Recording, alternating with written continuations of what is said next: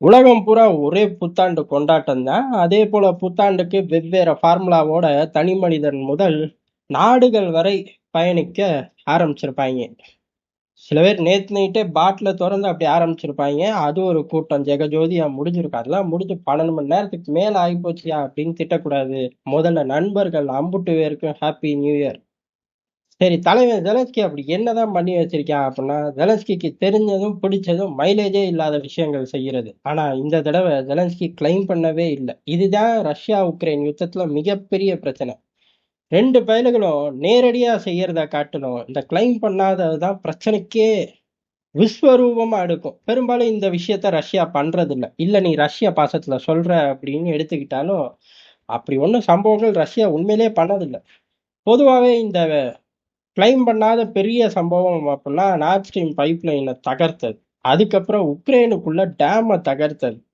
தினந்தோறும் சேர்னோபில்ல தொலைச்சு புடுவேன், வெளிச்சு புடுவேன், வெடிச்சு புடுவேன் அப்படின்னு தினந்தோறும் பஞ்சாயத்து அந்த அணுமின் நிலையத்துல பண்ணிக்கிட்டே இருக்கிறது. இந்த லோக்கல் கேங்ஸ்டர் எல்லாம் சேர்ந்து தினமும் வம்பிழுப்பாங்க. அந்த மாதிரி வம்பிழுக்கிறது.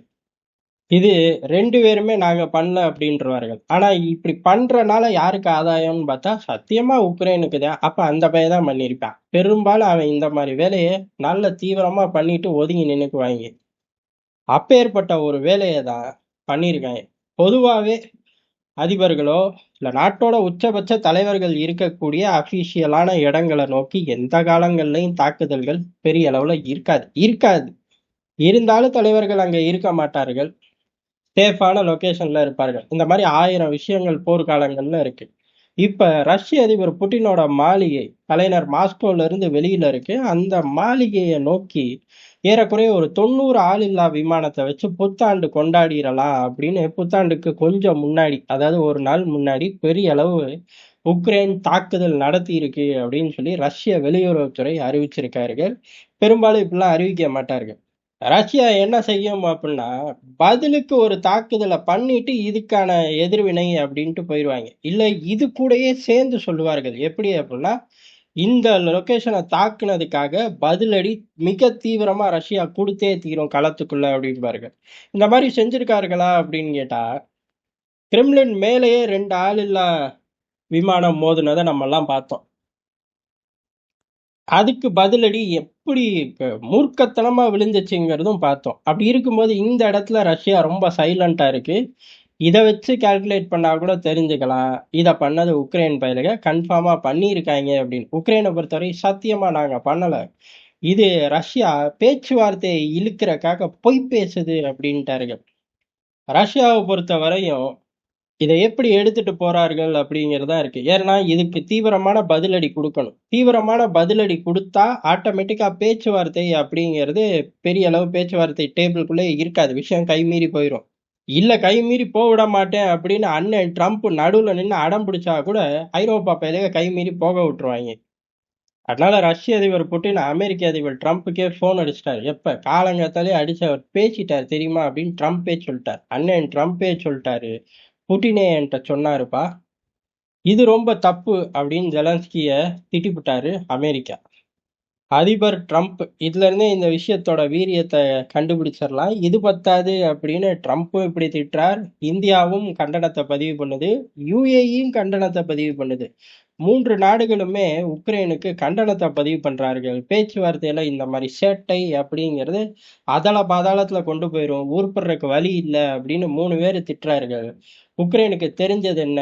அண்ணன் அமெரிக்காவை திட்டினா தூக்கி போட்டு மிதிச்சிருவாங்க. மீதி உள்ள 2 பேர் யாரு? நம்ம தானே. இந்தியாவையும் யுஏஇ மட்டும் கிளாஸ் எடுக்கிறது உட்காந்து. எப்படி இப்படி சொல்ல போச்சு எங்களை பார்த்து? அப்புறம் உங்களை பார்த்து தான் சொல்ல முடியும். அப்புறம் பெலாரஸ் அதிபரை பார்த்தா சொல்ல முடியும் ஏன் அப்படி பண்ணன்னு? அவர் தான் பண்ணவே இல்லையே.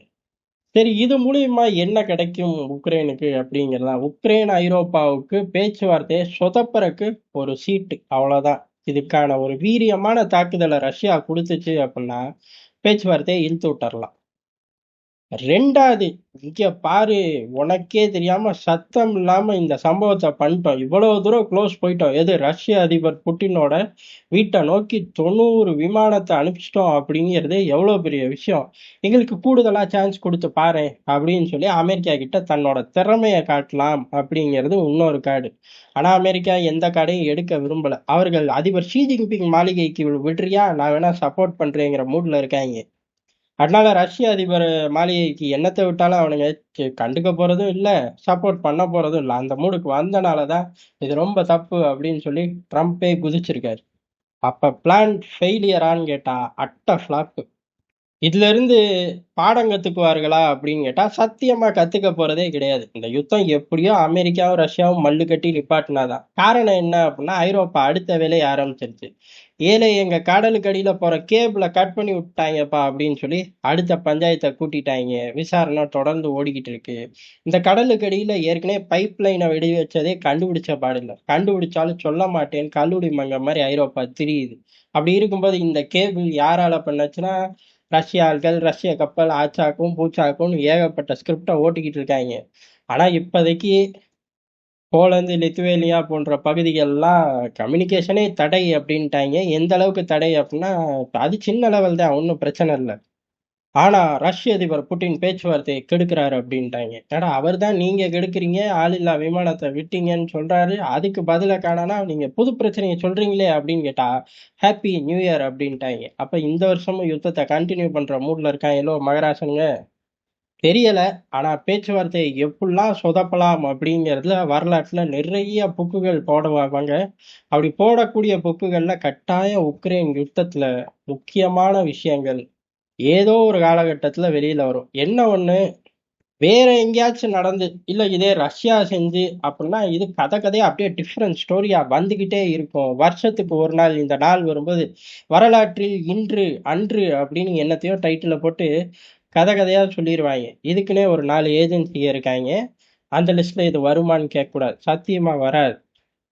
அப்ப இவனுங்க சொதப்புனது பூரா வரலாற்றுல சகுனிகள் அப்படின்னு சொல்லி கண்டுபிடிச்சு பேசுவோம்ல, அந்த இடங்கள்ல கிடைக்குங்கிறதா யதார்த்தமான உண்மை. மீண்டும் நண்பர்களுக்கு ஹாப்பி நியூ இயர்.